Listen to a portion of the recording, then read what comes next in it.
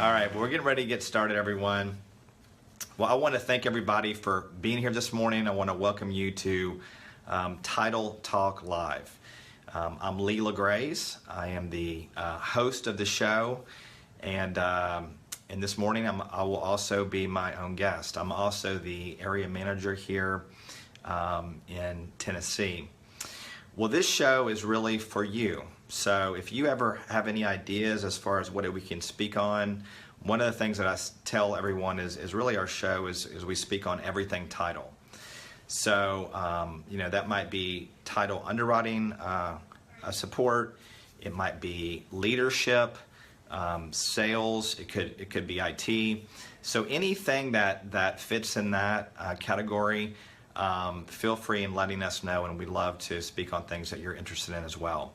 Well, this is also a show that we do every week. We do it Thursdays at 10 a.m. It's very interactive. So if you have anything to add or if you want to ask me anything, feel free to jump in. Well, I'm going to be speaking on really part 2 of what I spoke on last week, which is, are you stuck in a rut?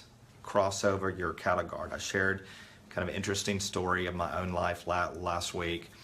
And this morning I'm going to speak about part 2 of that. But to get started, I want to give everyone just a quick recap of the story. So one of the things that I asked you guys was, do you know what a Cattleguard is? And unless you've been raised in the deep South, you may not know what a Cattleguard is, or maybe a ranch. But it's basically metal grates on the ground that really serve as a gate. And it keeps cattle inside of the fenced area, right? It keeps them safe. It keeps them from going across a highway or going into another field. Well, I'm not sure if you guys have heard, but there's also something called a virtual Cattleguard as well. And it's really the same thing, except instead of being metal grates, it's actually white painted lines, and it's dark in between the white lines. So it gives a perception that it's a Cattleguard. If the cattle go over it, then they'll hurt themselves. And believe it or not, it does the same thing as a Cattleguard. Well, as I started to think about that, or think about this a couple years ago, I was like, haven't we all got our own Cattleguards, right? And some of the Cattleguards that we have, it keeps us safe, right? It keeps us in a safe area. But there's other Cattleguards that we have that times we feel fear, that we feel anxiety, that really kind of keeps us from living life, right? So last time I shared one of my own stories. If you can believe it or not, I'm going to be vulnerable on Facebook again, which rarely happens out there. But I'm just going to give you a recap of my story just real quick, and then at the very end I'm going to kind of give you some ideas as far as some action plans if you're stuck in a rut. Well, at first, I guess at the age of 6 was the first time that I was aware that I had a speech impediment. Fast forward a few more years, elementary school, high school, and I found myself really avoiding any kind of opportunity to get up in front of the class or small groups and speak, right? It was really an issue. Of course, high school, you already feel like the bright light is shining on you, right? So every opportunity that I have, I just avoided. And in my mind, I was thinking, okay, I need to find whatever I do in life, right? I need to try to do something that I don't have to speak. And so a couple years after that, I came to college, and I went through just a brief time that I had sort of a spiritual journey in my class and a spiritual journey in my life, and I got back into church, and I was asked by some to tell my story in front of a class. And before I knew what I was saying when I was asked, I was thinking in my mind, no, there's no way I'm going to do this. I found myself saying yes. So I got up in front of the class that next day, and of course I was trying to find every way I could do to avoid it, right? But something deep inside of me kept saying, Lee, this is something that you really have to do. And so I did it. And what was amazing about that was, instead of me feeling when I got up there, I thought I was just going to die, right? The words weren't going to come out. It's going to feel embarrassing, maybe shame. And I was shocked because instead of feeling that way, I felt alive. And I felt really more alive than I have ever felt. Very fluent. I felt relaxed. Even had a few others that came after class and said, Lee, that was very inspiring. And I don't know if I fully believe them, but I did make a decision a little bit after that I would never say no because of fear again if I felt called. Okay? So what was interesting about that was a little bit after that, I got a job here as a sales rep, and as a sales rep you have to speak quite a bit. And every opportunity that I was given, whether it was speaking one-on-one or a small group, I never said no. I just kept doing it. And I felt myself getting better. And my Cattleguard, I kept trying to cross that Cattleguard that I had, right? And I got opportunities to speak in larger audiences. And now there's times where I speak in front of hundreds. And I really enjoy it now. I do have some of those same thoughts that enter into my mind at times, especially if it's a large group, maybe.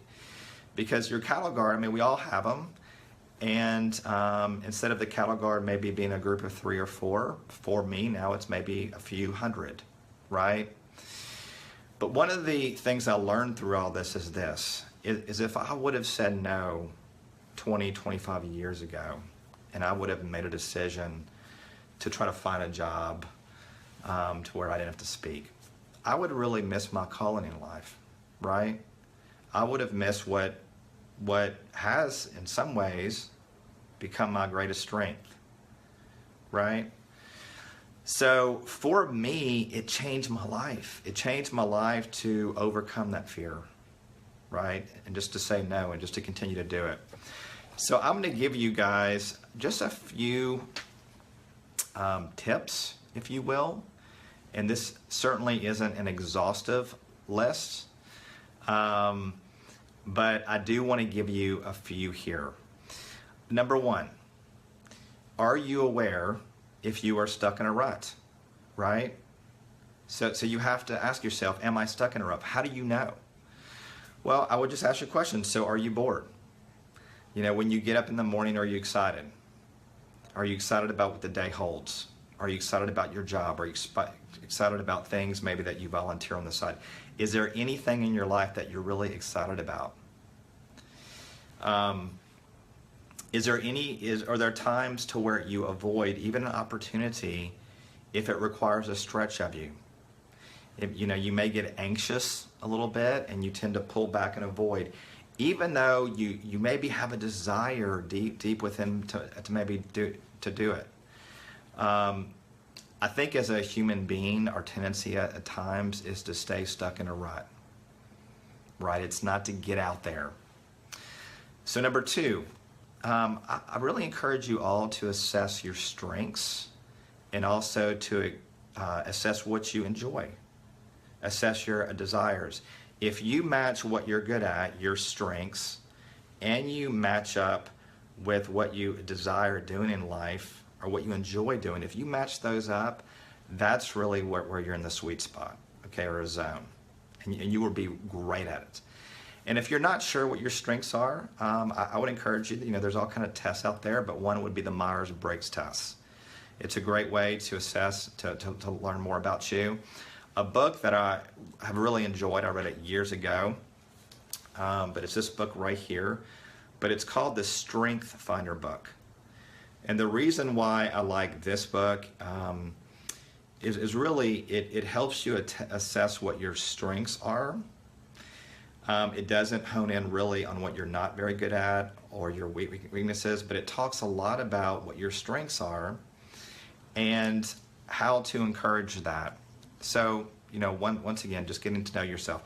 And there's no greater way in getting to know yourself, guys, except just to volunteer. I'd really encourage you to volunteer, whether it's in a organization outside of your workplace. It could be a role at work. It could be your church.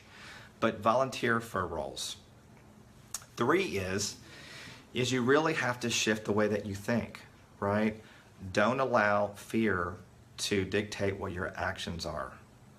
Early on, when I first started to cross that Cattleguard that I had, My one hope for me was that the words would just come out, right? I wouldn't just get up there and have a complete breakdown, that they would be fluent, they would be polished.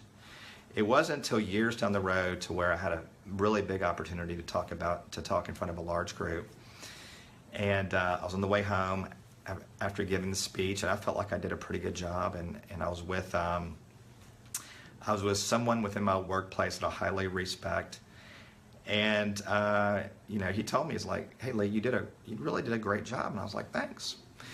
And for the first time with him, I was really vulnerable, and I started to tell him some of the challenges that I have in my own life in that area.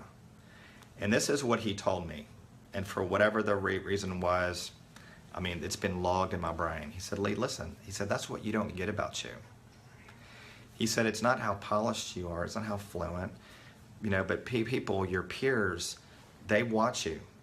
And they see that you have this courage in getting up there and doing it, and you're real and you're authentic. That is what attracts others to you." And that really changed entirely the way I thought about it, right? My entire goal when I get up there and speak and cross that Cattleguard each time, it's not to be anyone else except me, all right? And so it's in some ways, it kind of, releases me from a burden. 4, sometimes you feel an extreme amount of fear, or you feel like you can't do it, and you just have to do it, right? You just have to go for it.